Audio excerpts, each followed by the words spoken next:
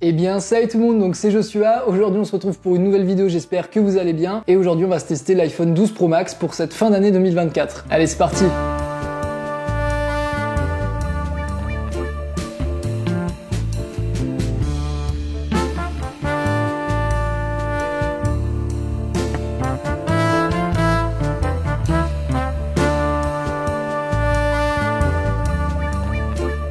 Alors pour ceux qui ne me connaissent pas, j'ai l'habitude de tester des smartphones premium mais qui ont parfois 2, 3, 4 ans et de les remettre en contexte avec l'année actuelle pour vérifier finalement si par rapport aux attentes qu'on a des smartphones, on est toujours dans un smartphone actuel ou qui est dépassé.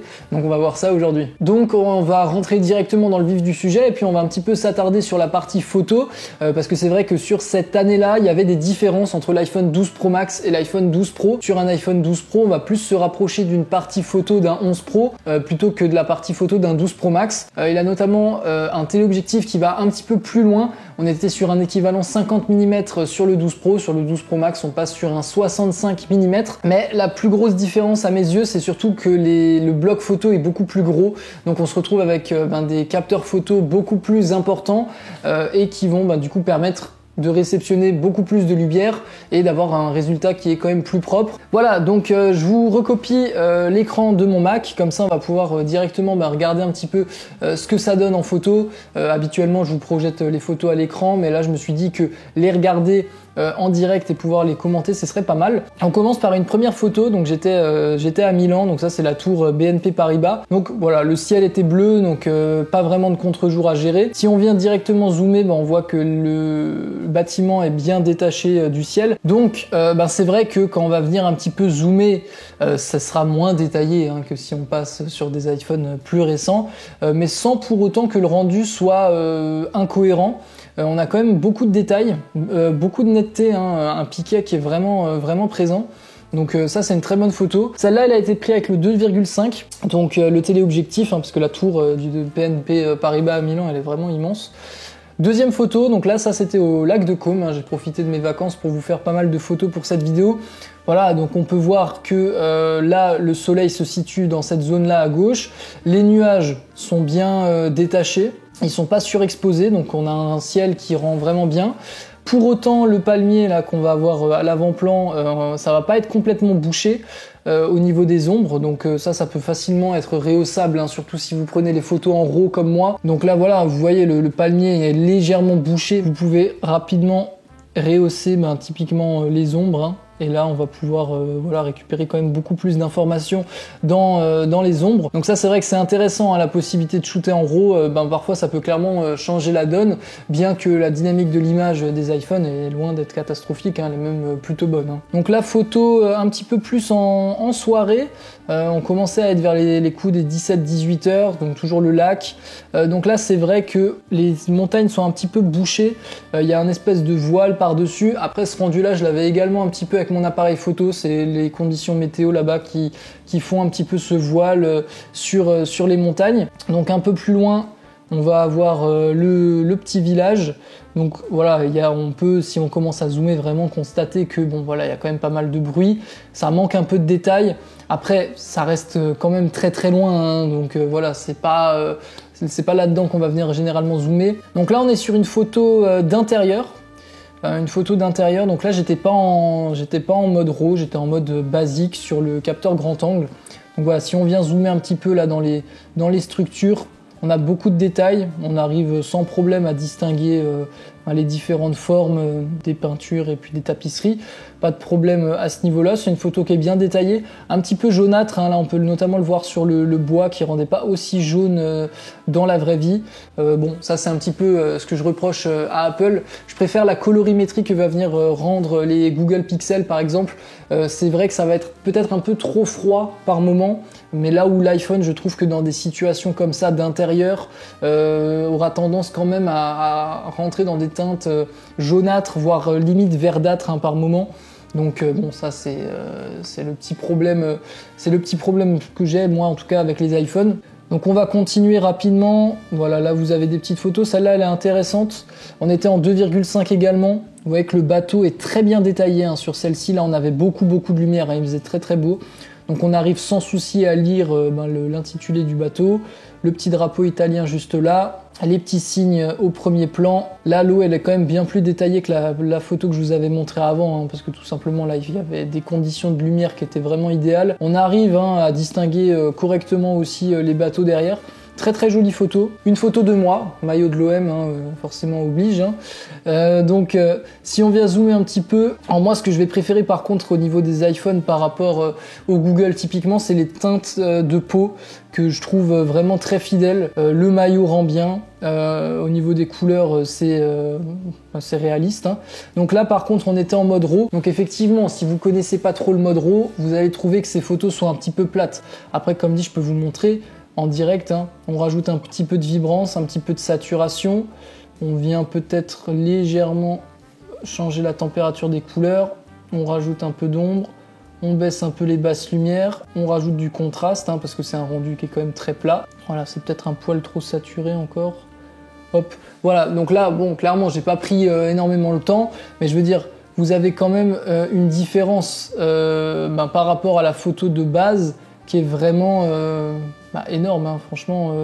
Et comme dit, vous allez avoir la possibilité d'avoir cette flexibilité sur la retouche qui est vraiment pas négligeable, quoi, hein. Donc là, franchement, c'est vrai qu'on peut venir retravailler ces photos comme ça assez rapidement. Ok, donc celle-là, pareil, en RAW, elle est pas retouchée. Très très sympa. On a les montagnes là au fond, avec le soleil qui vient se refléter dans l'eau. Donc franchement la photo est belle, très bien détaillée. Il faisait déjà un peu plus soirée, mais les maisons sont bien ressorties, on arrive bien à distinguer les couleurs. Donc celle-là effectivement, je trouve c'est une très belle photo. Donc là on était à l'Apple Store, place Kléber je crois, à Strasbourg. Donc on était avec le x2,5, hein, pareil. Donc là si on vient zoomer dans les statuts, bon, ça manque peut-être un petit peu de détails.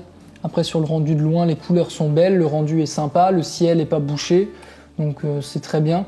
Alors là on était à la cathédrale de Strasbourg pour ceux qui reconnaissent. Là on était sur l'ultra grand angle, donc c'est assez palpable hein, que l'ultra grand angle il est quand même en deçà du capteur grand angle et du téléobjectif pardon. Et ça c'est le cas même avec le 15, hein, le 15 Pro Max, moi je l'ai eu.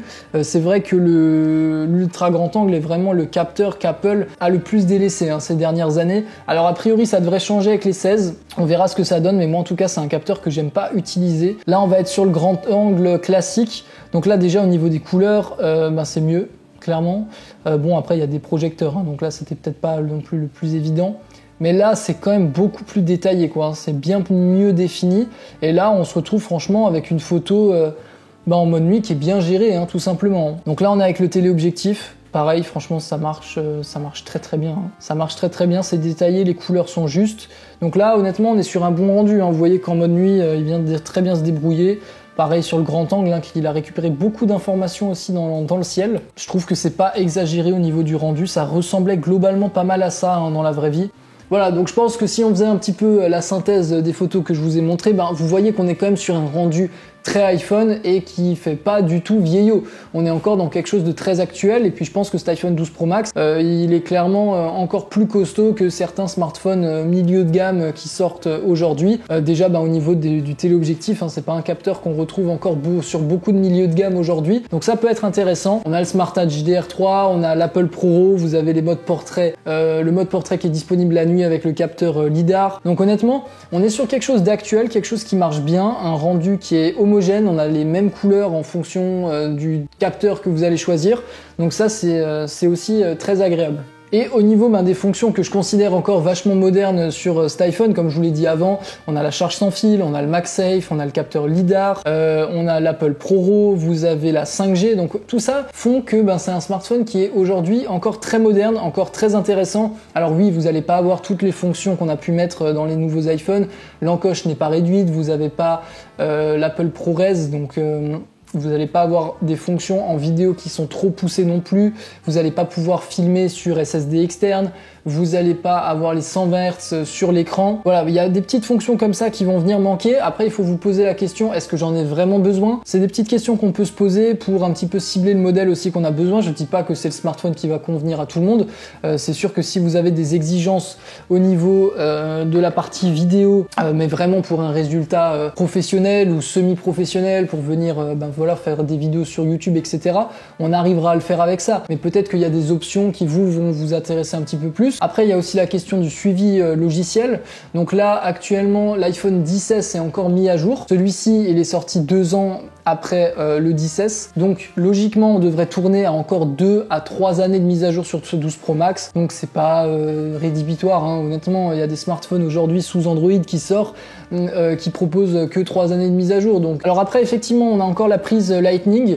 Donc ça, ben voilà, il va falloir encore utiliser des câbles un petit peu plus vieux. Après, j'ai envie de vous dire, il n'y a que le 15 aujourd'hui qui a l'USB-C, le 16 bien entendu. Mais on s'est habitué pendant des années et des années à utiliser du Lightning. Et pour ma part, ben, j'utilise quasiment jamais le câble Lightning. Je le charge tout le temps en sans fil ou sur des blocs MagSafe. Je trouve ça plus pratique. Alors la question de la performance peut se poser également. Là-dessus, on est sur la puce A14 Bionic, qui est une puce qui est encore clairement très capable. J'ai pas eu vraiment de problème de ralentissement, de freeze.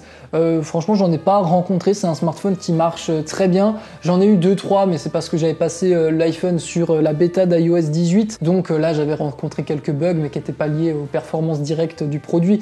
Donc, mais franchement, non, ça marche très bien. Alors effectivement, si vous venez d'un smartphone sous Android ou d'un iPhone plus récent qui a le 120 Hz, ça va vous faire un petit peu bizarre. Faut s'y habituer. Après, à un moment, on finit par l'oublier. Hein. C'est rien de dramatique non plus. Le 120 Hz, ça peut être très important. Ben voilà, si vous jouez beaucoup au jeu, ce qui n'est pas mon cas. Donc moi, ça me dérange pas tellement. Vous avez aussi la question de la batterie qui vient se poser. Donc ça va aussi dépendre de comment vous allez l'acheter. Moi, c'est pas un smartphone reconditionné. Je l'ai acheté d'occasion en particulier. Donc là, l'état de la batterie, je suis à 84%. Donc c'est vrai que je vais pas tarder à la faire changer, je pense, hein. Ça coûte 100 € sur le site officiel d'Apple. Je vais quand même plutôt vous recommander de la faire changer chez Apple directement, plutôt que chez des réparateurs, parce que vous savez pas forcément s'ils vont venir vous mettre une batterie d'origine ou non. Et les performances, elles peuvent quand même être pas mal altérées. Question prix, moi je l'ai en 256 Go. Comme dit, je sais qu'en 128 Go, on va venir le trouver aux alentours des 500 € sur des sites de reconditionnement. Moi, je l'ai acheté 580 € en 256 Go, il y a de ça 3-4 mois. Alors bien évidemment, hein, si vous avez la question aussi qui peut se poser entre un 13 Pro et un 12 Pro Max, parce que le prix entre les deux va être quasiment le même. Donc sur les performances photo, le 13 Pro sera quand même un poil meilleur. Après, voilà, vous aurez après une plus petite taille d'écran et une moins bonne autonomie par rapport à ce 12 Pro Max où vous tenez une grosse journée largement sans problème. Donc la question va venir se poser. Si vous trouvez une plus belle affaire sur un 13 Pro, dans le sens où vous le trouvez quasiment au même prix que ce 12 Pro Max, je viendrai peut-être plus vous recommander un 13 Pro. Après, si l'écart entre un 13 Pro Max et un 12 Pro Max est de plus de 150 €, franchement, le 12 Pro Max fera largement l'affaire. Après, ça dépend aussi de quel iPhone vous venez. Si vous êtes actuellement sur un 11 Pro, un 11 Pro Max, ne changez pas ou passez directement à un 13 Pro, 13 Pro Max ou un petit peu plus récent. Par contre, si vous venez d'un iPhone 10, d'un iPhone 10S, d'un iPhone 8, là, passer sur ce modèle-là, vous allez vraiment sentir la différence et vous allez vraiment sentir le lot de nouveautés. Faut pas non plus passer d'un 11 Pro à un 12 Pro. Voilà, il y aura quelques nouveautés dont vous serez bien content les premiers jours. Après, ça passera rapidement aux oubliettes et puis vous serez de nouveau vite lassé. Voilà, prenez votre temps avec la tech et puis prenez vraiment le temps d'exploiter à 100% votre smartphone avant de le changer pour éviter de vous lasser. Voilà, donc moi, c'est ce smartphone-là que je peux venir vous recommander pour la rentrée. On est sur un smartphone aux alentours des 500 € en 128 Go et puis c'est un smartphone qui est encore très moderne, que ce soit dans sa construction ou dans ses fonctionnalités. Je l'utilise au quotidien depuis 3-4 mois. Moi, j'en suis assez content. Je sais pas si je vais changer directement pour le 16 Pro. J'attendrai peut-être un petit peu plus courant de l'année. Pour le moment, il me va bien cet iPhone. Voilà. Si jamais j'ai changé de caméra, donc je suis passé sur un Sony A7 III, donc c'est pas la même qualité normalement que ce que vous avez l'habitude de voir actuellement. J'avais un Panasonic S5 qui était très bon, mais qui avait un autofocus très mauvais comparé au Sony qui est un tueur dans ce domaine-là. Donc c'est un peu plus pratique pour moi. C'est plus un achat pour moi, pour vous, parce qu'au niveau de la qualité d'image, ça devrait être relativement similaire. En tout cas, j'espère que cette vidéo vous aura plu. Je vous invite à laisser un petit pouce bleu et puis à vous abonner. N'hésitez pas à me dire dans les commentaires si voilà, il y a des smartphones que vous aimeriez bien que je teste dans le futur. Et puis moi, je vous dis à la prochaine pour une nouvelle vidéo. C'était Joshua. Salut! Je sais pas pourquoi j'ai dit salut de la main, mais on va dire que c'était pour être sympa.